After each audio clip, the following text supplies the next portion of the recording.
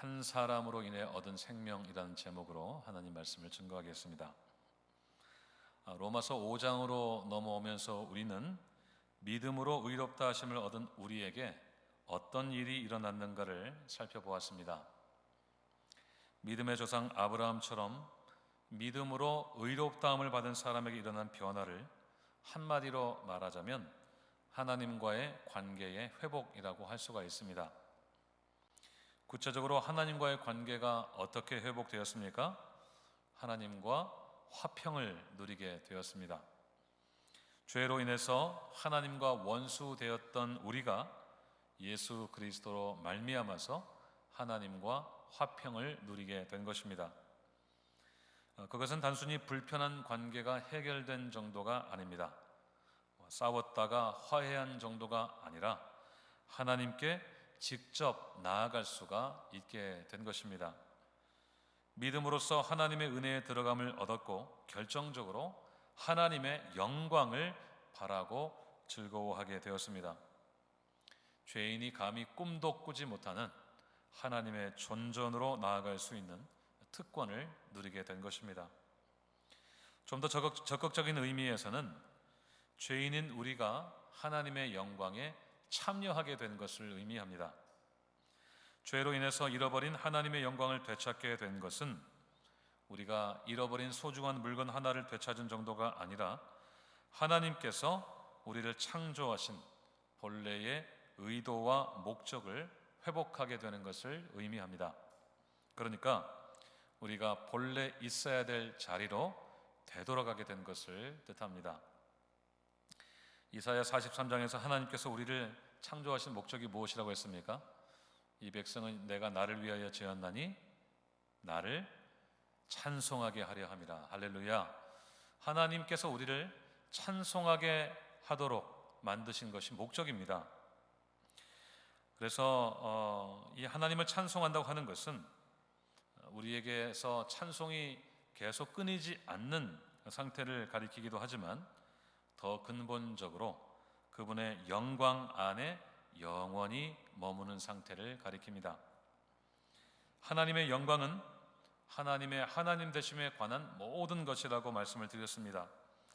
하나님의 모든 신적인 속성과 그 안에서 넘치도록 뿜어져 나오는 그분의 영원한 생명을 가리킵니다. 우리가 하나님의 영광에 동참한다는 것은 분명히 우리 자신이 그 안에서 이루어지는 경험이고 이 세상에서 누릴 수 있는 어떠한 즐거움과도 비교할 수 없는 즐거움입니다. 우리가 우리 자신이라고 하는 존재적인 한계를 초월하게 되기 때문에 누리는 즐거움입니다. 그것은 마치 내가 더 이상 내가 아닌 것 같은 경험이라고 할 수가 있습니다. 우리가 너무 힘들 때 영어 표현에 I'm not myself 이런 표현이 있잖아요. 한국말로도 조금 속된 표현이긴 하지만 정신이 나갔다, 정신이 가출했다 이런 식의 표현이 있는데요. 그런 의미에서 내가 아니라는 말이 아니고 사람으로서의 한계를 완전히 뛰어넘는 그런 상태를 가리킵니다. 나의 존재 전체에 하나님이 충만하게 거하시는 상태이고 그 하나님의 성품과 그분의 생명으로 가득 찬 상태가 되는 것이 바로 하나님의 영광에 참여한다는 것의 의미입니다. 그렇게 되면 우리는 더 이상 죄스럽고 불완전한 우리 자신 안에 더 이상 갇혀있지 않고 자유하게 되는 상태가 됩니다. 물론 최종적으로 우리가 하나님의 그 영광을 경험하게 되는 것은 1차적으로 우리가 죽음으로써 우리의 영혼이 육신을 벗고 하나님 앞에 서는 것으로 시작되고 예수님이 다시 오심으로써 우리가 더 이상 죄의 오염이 없고 질병과 죽음이 없는 온전한 육신을 입는 것으로 완성됩니다. 그것이 바로 구원의 최종적인 단계인 영화의 과정이라고 할 수 있습니다. 하지만 우리는 이 땅에서 예수님을 믿고 의롭게 되는 그 순간 하나님의 영광에 참여할 수가 있게 되고 그 안에서 장차 완성될 구원을 바라보면서 즐거움을 누릴 수가 있습니다. 특별히 위에서 말씀드린 하나님의 신적인 속성에 참여하면서 그 안에서 세상의 어떤 것과도 비교할 수 없는 기쁨을 누리게 됩니다. 우리가 성품이 좋은 사람과 교제를 하면, 그 사람과 무언가 연결되고 깊이 있는 사귐 가운데 나가게 되면 얼마나 참 마음이 좋습니까? 그 사람의 좋은 성품이 내 안으로 들어오는 것 같은 그런 느낌을 받지 않습니까? 하나님과 하나님의 영광에 참여한다는 것이 바로 그거예요. 어떤 좋은 사람과도 비교할 수 없는 하나님의 신적인 영광, 그 하나님의 하나님 되심, 그 속성에 우리가 참여하게 되면서 누리는, 말로 설명할 수가 없죠. 무엇과도 비교할 수 없는 그런 즐거움을 우리가 누리게 되는 것입니다.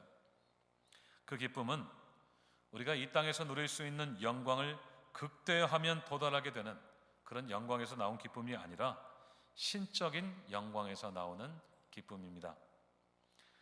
그것이 뭐라고 설명해 보라고 부탁한다면, 누군가 요청한다면 잘 모르겠는데요, 그런데 너무 기뻐요 라고 대답할 수밖에 없는 그런 기쁨입니다.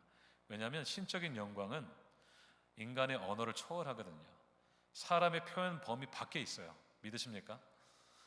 정말 어떻게 우리가 표현할 수 없고, 몸짓, 손짓, 얼굴 표정, 언어, 이것이 다 담을 수 없는 그런 기쁨이 하나님의 영광 안에 있는 것입니다.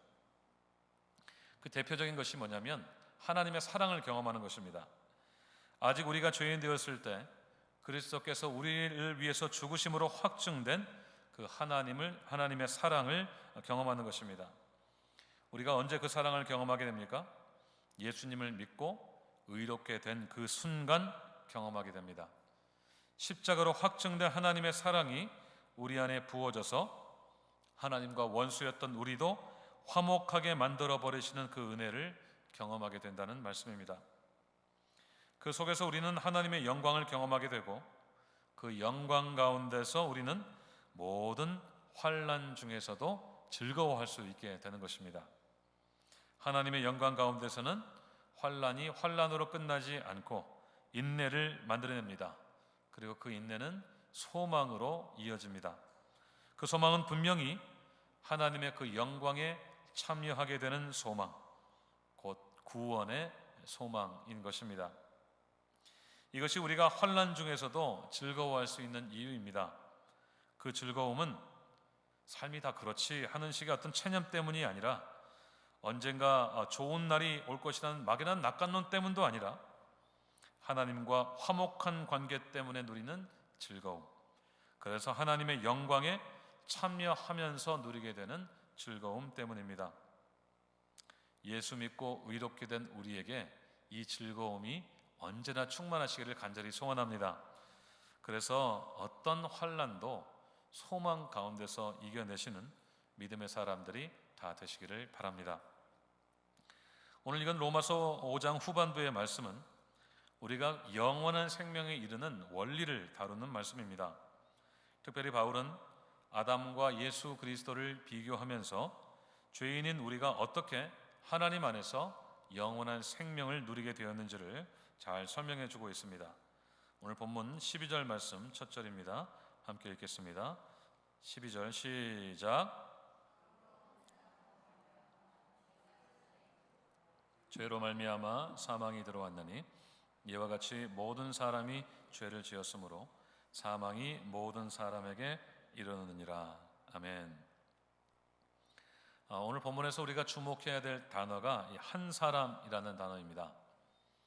성경에서 같은 단어가 반복되면 그 단어는 분명히 그 단락의 주제가 된다고 할 수 있는데요, 오늘 본문에서 이 한 사람이라는 말이 총 11번이나 나오고 있습니다.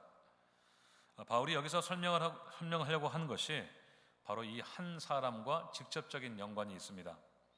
구체적으로 말씀을 드리자면 한 사람이 모든 사람과 직접적으로 연관이 있습니다. 그래서 모든 사람 혹은 많은 사람이라는 말이 7번이나 나오고 있습니다. 자, 이 둘 사이에 어떤 관계가 있을까요? 한 사람과 모든 사람, 한 사람과 많은 사람. 12절을 다시 보시면 한 사람으로 말미암아 죄가 세상에 들어오고 모든 사람이 죄를 지어서 사망이 모든 사람에게 미치게 되었다고 했습니다. 여기서 이 한 사람은 누구를 가리킬까요? 이 한 사람 때문에 인류의 죄가 들어오게 됐어요. 이 사람이 누굴까요? 아담을 가리킵니다. 맞습니다. 인류 최초의 조상 아담을 가리킵니다. 그 한 사람으로 말미암아 죄가 세상에 들어왔다는 것은 곧 그가 지은 죄가 세상 속으로 들어오게 됐다는 것을 뜻합니다. 그러니까 그가 범죄하기 전에는 이 세상에 존재하지 않았던 죄가 그가 하나님의 명령을 어기고 범죄한 순간부터, 불순종한 순간부터 세상에 존재하기 시작했다는 것을 의미합니다. 그러니까 죄가 세상에 들어왔다는 것이 바로 그런 의미입니다. 그런데 문제는 죄가 세상에 들어온 것으로 끝나지 않고 모든 사람에게 미치게 되었다는 것입니다. 그러니까 범죄한 아담 한 사람만이 죄인 된 것이 아니라 모든 사람이 다 죄인이 되었다는 뜻입니다. 더욱 심각한 문제는 무엇일까요? 사망이 모든 사람에게 미치게 된 것입니다. 이 사망은 죄의 싹시지요. 우리가 이미 살펴보신 로마서 3장 23절의 말씀대로 사망은 죄인이 치러야 될 대가입니다. 하나님의 영광이 이룰 수 없는 상태, 곧 하나님의 영광을 영원히 박탈당한 상태로 만드는 것이 곧 사망입니다. 아담 한 사람이 하나님의 말씀을 어기고 선악과를 따먹은 사건이 아담 한 사람에게만 미치고 끝난 것이 아니라 모든 사람에게 영향을 준 것입니다. 아담의 범죄가 모든 인류의 범죄가 되고 그로 인해서 모든 인류는 사망의 영향 아래 있게 되었습니다. 다른 말로 하면 사망의 지배 아래로 들어가게 되었다는 것을 의미합니다. 그것을 14절과 17절에서 또 끝절에서 왕노릇이라는 표현을 썼어요. 17절을 한번 보십시오. 한 사람의 범죄로 말미암아 사망이 그 한 사람을 통하여 왕노릇했다, 이렇게 설명을 하고 있습니다. 왕노릇이란 말은 말 그대로 다스리는 것을 뜻합니다. 한 나라의 왕이 그 나라 백성을 다스리는 권한을 행사하는 것이 곧 왕노릇입니다. 백성들은 왕의 통치를 받을 수밖에 없습니다. 그것이 곧 백성들의 바꿀 수 없는 운명입니다.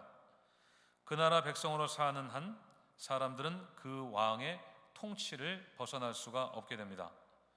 예전처럼 절대 군주가 나라를 통치하는 상황에서는 더욱 강력한 의미를 전달하고 있습니다. 아담 한 사람의 범죄로 인해서 온 인류가 사망이라고 하는 바꿀 수 없는 운명의 강력한 지배를 받게 되었다는 뜻입니다. 이제 어느 누구도 그 사망의 강력한 통제를 벗어날 수가 없게 되었습니다. 모든 인류에게 사망은 피할 수 없는 운명이 되어버렸다는 말씀입니다. 왜 아담 한 사람의 범죄가 모든 사람의 범죄가 되었을까요? 왜 직접적인 죄를 짓지 않은 사람들까지도 아담과 같이 범죄한 사람으로 취급되는 것일까요? 좀 쉽게 말하자면 막 태어난 갓난아이가 무슨 죄가 있다고 죄인으로 태어나게 되는 것일까요? 그것은 아담이 온 인류의 대표이기 때문입니다.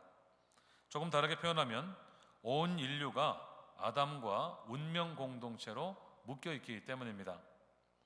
아담은 하나님이 만드신 최초의 인류입니다.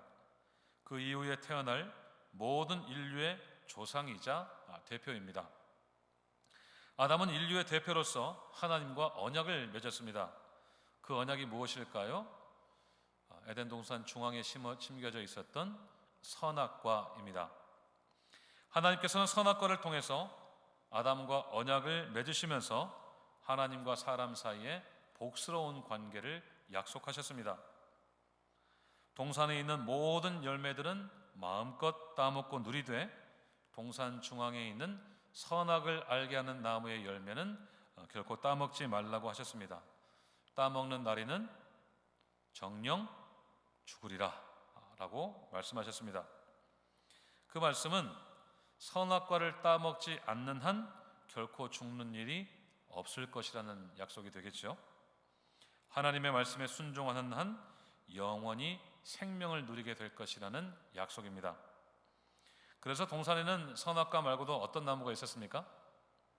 생명나무가 있었죠. 그 나무는 말 그대로 생명을 주는 나무입니다. 아담은 하나님의 말씀에 순종하는 한 언제나 그 동산 안에서 생명나무의 열매를 따먹을 수가 있었습니다. 선악과를 먹지 않는 이상 생명나무의 열매를 원하는 대로 먹을 수가 있었던 것입니다. 그러니까 하나님과 아담 사이의 언약은 이것입니다. 하나님의 말씀에 순종하는 한 영원한 생명을 누리게 될 것이다. 하지만 불순종하면 반드시 죽을 것이다. 그것이 하나님과 아담 사이에 있었던 언약입니다. 하지만 안타깝게도 아담은 하나님과의 언약을 지키지 못했습니다. 하나님의 말씀에 불순종해서 선악과의 열매를 따먹고 만 것입니다. 하나님과의 언약이 파기된 순간이었습니다. 그리고 언약을 파기한 대가로 정령 죽으리라고 하신 하나님의 사망의 심판이 아담에게 미치게 된 것입니다. 그래서 아담이 범죄한 이후에 하나님께서 그에게 취하신 조치가 무엇입니까? 에덴 동산에서 그를 쫓아냈지요. 그 다음에 에덴 동산 주변에 무엇을 두셔서? 두루도는 화염검을 두셔서 에덴 동산에 다시 접근하지 못하도록 하셨습니다. 그것은 에덴 동산에 다시 들어오지 못한다는 것은 뭐예요? 생명나무의 열매에 더 이상 접근할 수가 없는 상태가 되었다는 것을 의미합니다. 사망의 독을 풀어줄 수 있는 유일한 해독제인 생명나무의 열매를 더 이상 따먹지 못하게 된 것입니다. 그것은 곧 사망을 의미합니다. 온 인류가 아담과 같은 운명에 놓이게 된 것은 법적인 관계 때문입니다. 온 인류는 아담의 직접적인 후손이 아닙니까? 아브라함과 이삭과 야곱으로 이어지는 언약의 후손뿐만 아니라 언약 밖에 있는 모든 인류의 조상이 바로 아담입니다. 모든 인류는 법적으로 아담의 후손이기 때문에 아담의 범죄가 곧 우리의 범죄가 되고 아담이 받은 사망의 심판이 곧 우리에게 내려지는 사망의 심판이 된 것입니다. 이것을 대표성의 원리 혹은 죄의 전가의 원리라고 하는데요. 바울은 반복적으로 온 인류가 아담과 함께 죄인이 되었음을 강조하고 있습니다. 18절에서는 한 범죄로 많은 사람이 정죄에 이르렀다고 했고요. 19절에서는 한 사람이 순종하지 아니함으로 많은 사람이 죄인이 되었다고 했습니다. 또 앞으로 가서 14절에서는 모세의 율법이 들어와서 죄를 죄로 정죄하기 이전까지도 아담의 범죄로 인해서 온 인류에게 사망이 왕노릇했다고 했습니다. 결국 온 인류의 대표인 아담의 범죄가 모든 인류의 범죄가 되어서 그 누구도 예외 없이 사망이라고 하는 영원한 형벌을 면할 수 없게 된 것입니다. 여러분 어떠십니까? 우리가 그런 원리를 이성적으로 혹은 논리적으로 이해할 수 있다고는 하더라도 좀 억울한 생각이 들지 않으십니까? 내가 의지적으로 범죄한 것도 아니고 나는 아담이 범죄할 때 현장에 있었던 것도 아닌데 나도 공범으로 몰렸다는 것이 조금 억울한 생각이 들지 않으십니까? 내가 에덴 동산에 있었다면 아담을 좀 뜯어 말렸을 것 같은데 그렇게 할 수도 없었고 우리가 태어날 때 아담에게서 온 죄성을 가지고 태어나지 않았더라면 죄짓고 살지 않았을 텐데 하는 생각도 듭니다.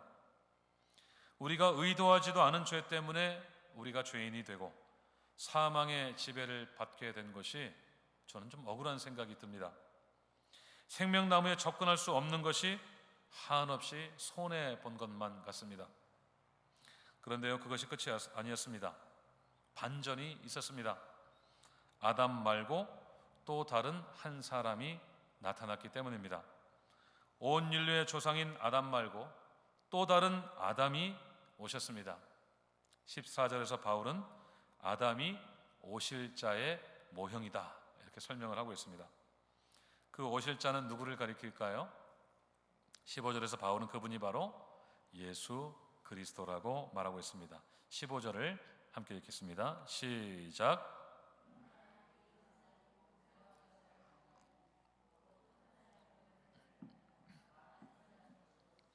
더욱 하나님의 은혜와 또한 한 사람 예수 그리스도의 은혜로 말미암은 선물은 많은 사람들에게 넘쳤느니라.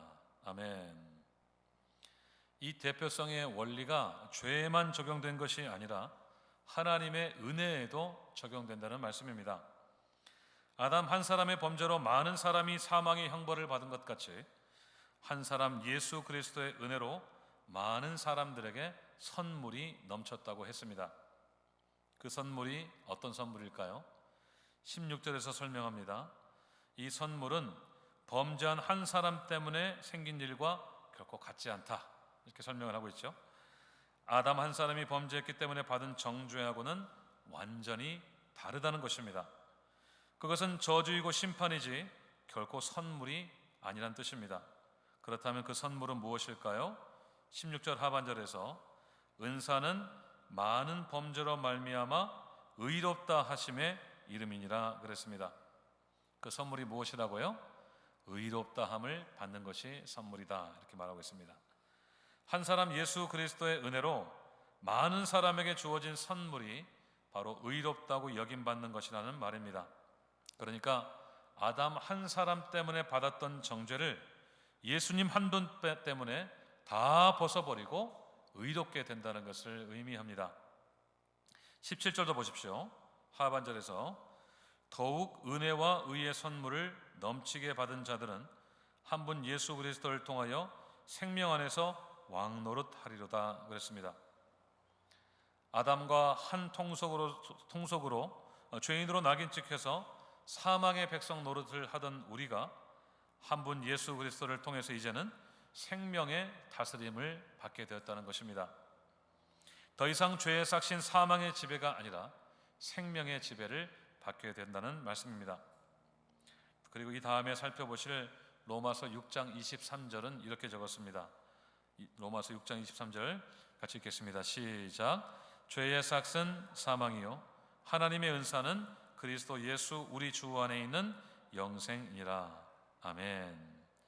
한 사람 예수 그리스도로 인해서 우리는 더 이상 사망의 형벌이 아니라 예수 우리 주 안에 있는 영원한 생명을 누리게 된다는 것입니다. 18절에서도 이렇게 말합니다. 하반절을 보세요. 한 의로운 행위로 말미암아 많은 사람들이 어떻게 되었다고 했습니까? 의롭게 되었다고 했습니다. 그 결과 무엇을 얻었어요? 생명을 얻었다고 했습니다. 항상 그렇게 기억하시면 됩니다. 의로움은 곧 생명으로 이어지고 죄스러움, 정죄는 사망으로 이어진다. 그 원리가 무엇입니까? 한 분 예수님의 십자가 죽음이 하나님의 의로움의 조건을 완전히 충족해서 모든 사람이 의롭게 되고 그 결과로 그분 안에 있는 영원한 생명을 누리게 된다는 것입니다. 19절 하반절도 보십시오. 한 사람의 순종하심으로써 많은 사람이 무엇이 됐다고요? 의인이 되었다고 했습니다. 예수님의 십자가 죽음을 그분의 순종으로 설명을 하고 있습니다. 첫 번째 아담의 불순종과 두 번째 아담이신 예수님의 순종을 비교하고 있습니다. 첫 번째 아담의 불순종이 모든 인류를 죄인되게 만들었지만 두 번째이자 마지막 아담의 순종이 모든 인류를 의인되게 만들었다는 말씀입니다. 십자가에서 죽기까지 순종하신 주님을 믿기만 하면 그분의 의가 우리의 의가 되고 그분의 생명이 우리 모두의 생명이 된다는 말씀입니다. 그래서 누구든지 그분을 믿기만 하면 멸망치 않고 영생을 얻게 된다는 것이죠. 그 원리가 무엇입니까? 우리가 예수를 믿으면 우리 안에 누가 거하십니까? 예수님이 거하시고 우리가 그분 안에 거하게 되는 것입니다. 아까 우리가 찬양했죠. 갈라디아서 2장 20절 말씀대로 이제 더 이상 우리가 사는 것이 아니라 내 안에 그리스도께서 사시는 삶을 우리가 살게 된다고 하는 것입니다. 이번에도 마찬가지입니다. 우리가 의로운 행동을 하지 않았는데 예수님의 의로운 행동이 우리의 의가 되었습니다. 우리가 순종하지 않았는데 오히려 불순종했는데 예수님의 순종이 우리의 순종이 되었습니다. 우리가 십자가를 지지 않았는데 예수님의 십자가가 바로 우리의 십자가가 되었습니다. 그래서 우리는 결과적으로 의롭게 되어서 죄인의 나귀를 벗고 사망의 형벌을 면하고 영원한 생명에 이르게 된 것입니다. 21절 끝절 하반절입니다. 은혜도 또한 의로 말미암아 왕노릇하여 우리 주 예수 그리스도로 말미암아 영생에 이르게 하려 함이라. 아멘. 사랑하는 여러분, 이제 억울함이 좀 해결되셨습니까? 내가 범죄하지 않았는데도 죄인된 억울함이 해결되셨습니까? 내가 죽을 죄를 짓지 않았는데 사망의 형벌을 받아야 되는 억울함이 해결되셨습니까? 날 때부터 선택의 여지 없이 죄인으로 태어나야 했던 그 억울함이 다 풀리셨습니까? 아멘입니다. 정말 아멘입니다. 우리는 한 사람 아담으로 인해서 죄인이 되었지만 한 사람 예수 그리스도로 인해서 의인이 되었습니다. 예수님 한 분의 순종으로 영원한 죄의 형벌을 면제받았습니다. 그리고 그분의 생명을 선물로 받았습니다. 영원한 생명을 선물로 받은 것입니다. 예수님의 십자가는 영원히 막혀 있었을 생명나무로 가는 길을 다시 열어주는 사건이었습니다. 아담의 후손으로서 이미 정죄받아서 사망의 운명을 피하지 못할 우리 중에 누구도 할 수 없는 일이었습니다. 죄인은 결코 할 수 없는 일이었습니다. 오직 죄 없으신 예수님만이 하실 수 있는 일이었습니다. 예수님이 십자가에 죽으시는 것으로만 가능한 일이었습니다. 우리가 더 이상 억울하다고 할 필요가 없는 것은 예수님이 베풀어 주신 은혜가 우리가 아담 때문에 당한 정죄와 비교가 되지 않기 때문입니다. 예수님의 십자가는 우리의 억울함을 풀어주는 정도가 아닙니다. 이 둘은 결코 등가의 법칙이 성립되는 그 무언가가 아닙니다. 예수님의 십자가 은혜는 죄인인 우리도 의롭게 만들어버리는 하나님의 능력이기 때문입니다. 우리가 당했어야 하는 사망의 형벌과 결코 같은 밸류가 아닙니다. 예수님의 십자가 은혜는 사망을 다 이기고 우리 모두에게 영원한 생명을 주시는 것이기 때문입니다. 온 인류에게 생명을 주시고 더 풍성히 얻게 하시는 것이기 때문입니다. 그래서 바울은 한 분 예수님의 십자가 은혜를 하나님의 은사라고 했습니다. 선물이라고 했습니다. 값없이 덤으로 주시는 것이라고 했습니다. 사랑하는 여러분, 우리는 더 이상 억울하지 않습니다. 영원히 사망의 형벌을 받아야 했던 우리가 지금 영원한 생명을 누리고 있기 때문입니다. 한 사람 아담의 범죄로 영원히 죄인 되었지만 또 다른 아담 예수님의 은혜로 그 모든 죄의 짐을 다 벗고 영원히 의인 되었기 때문입니다. 일한 것이 없이도 누리는 이 복을 인해서 날마다 감사로 넘치는 우리의 삶이 되기를 간절히 소원합니다. 불순종한 우리를 위해 대신 순종하심으로써 우리를 살리신 주님의 은혜로 충만한 삶이 되시기를 소원합니다. 우리를 너무나도 사랑하셔서 덤으로 주신 이 영원한 생명을 누리며 어떠한 고난도 소망으로 바꾸어 버리는 믿음의 사람들이 다 되시기를 소원합니다. 그리고 덤으로 주신 이 생명을 우리를 위해 십자가에서 물과 피를 다 쏟으시고 생명까지 내어주신 주님을 위해, 주님 나라 위에, 주님 나라의 영광 위에 쓰임받는 우리 모두가 되시기를 주님의 이름으로 축원드립니다. 기도하시겠습니다.